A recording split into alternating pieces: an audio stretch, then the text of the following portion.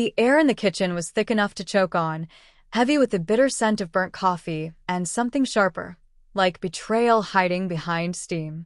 Lena stood by the sink, her back rigid, shoulders squared as though bracing for impact. "None of my 4 lips belong to you anymore," she said, her voice cutting through the morning like a blade drawn slow. For a second, I thought I'd misheard. 4 lips? The phrase was grotesque, strange, and intimate all at once. My hand froze halfway to the mug on the counter, my pulse hammering in my ears. It felt like her words reached inside my chest and twisted something loose. I almost laughed, wanted to write it off as one of her cryptic little jabs, but the tremor in her fingers, the way she gripped the sink until her knuckles blanched, told me she wasn't joking. "Then live with your debts alone," I snapped back, though my voice cracked halfway through.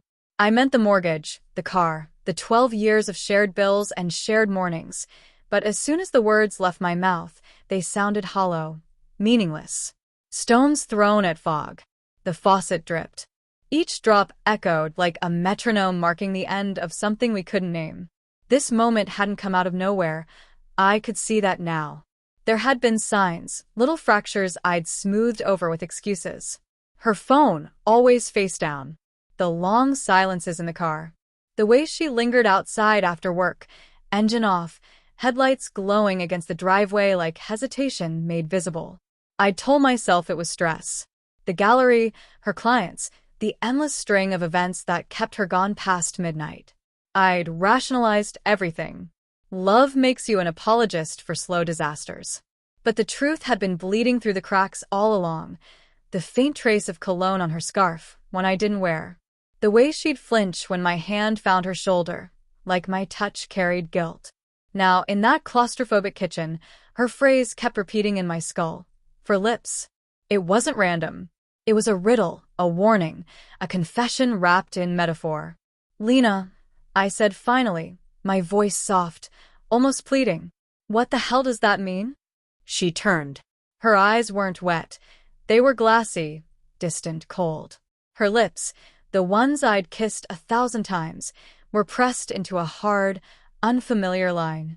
"You don't get to ask that," she said, each word deliberate, surgical. "You don't get to play the victim here." The accusation hit harder than I expected. Victim. The word burned. I'd spent years trying to be the steady one, the provider, the man who came home with dinner when she was too tired to cook. But her tone rewrote the script. Suddenly, I was the villain in her story. Anger rose fast, hot and reckless. "Tell me," I said, leaning forward, my hands clenched. "Who is it?" Her eyes flickered, just barely. I caught it, the crack in her armor. She didn't answer.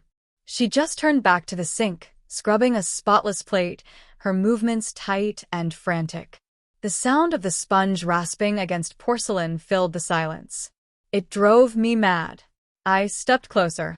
The air between us felt electrified, suffocating. That's when I saw it. A faint bruise along her neck, the shape of a thumbprint half-faded. My breath hitched. "Lena," I whispered.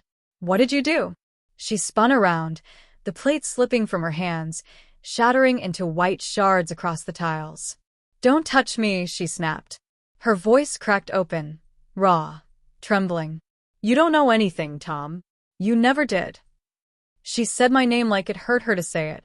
That broke me more than anything. I took a step back, my hands raised as if surrendering to an invisible enemy. My world tilted, blurring around the edges. Images flashed. Our wedding day, her laugh in the kitchen, the hum of our shared nights. Were they real, or just rehearsals for this moment? Her phone. Her late nights. Her boss, Marcus. The memory hit like lightning. His smug smile, his too long handshake. I dismissed him as harmless, another art world parasite. But now I saw them clearly. His hand on her waist, her eyes shining too bright. "Is it Marcus?" I asked, barely above a whisper. She froze. Didn't speak. Didn't need to. She just bent down, collecting the broken pieces of the plate, her hands shaking. I wanted to scream, to shake her, to force the truth out, but my voice was gone. Then the doorbell rang. The sound cut through the room like a blade. Lena's hands stilled midair, her eyes widening in real fear. "Don't answer it," she said, low and urgent. But my legs moved on instinct. I had to know. When I opened the door, the rain had already started. Marcus stood there, coat speckled with drops, a bouquet of roses in his hand. But it wasn't him that stopped my heart. It was the woman behind him. Sarah. My sister. Lena's best friend. Her face was pale, her eyes locked on mine. "Lena," she said, pushing past Marcus, her voice trembling. "We need to talk. Now." Lena appeared behind me, her expression cracking, the broken plate still in her hands. The pieces glittered under the kitchen light like tiny gravestones.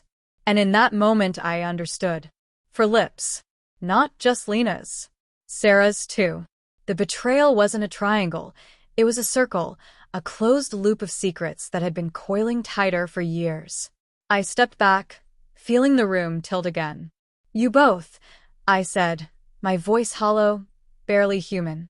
All this time, Lena dropped the plate again, pieces scattering like confetti at a funeral. Sarah reached for her, but Lena flinched away. "Tom, I didn't mean," she started, but I was already moving, my feet carrying me toward the door, out into the cold rain that bit at my skin. I didn't look back. The debts were theirs now, and I would let them drown in them.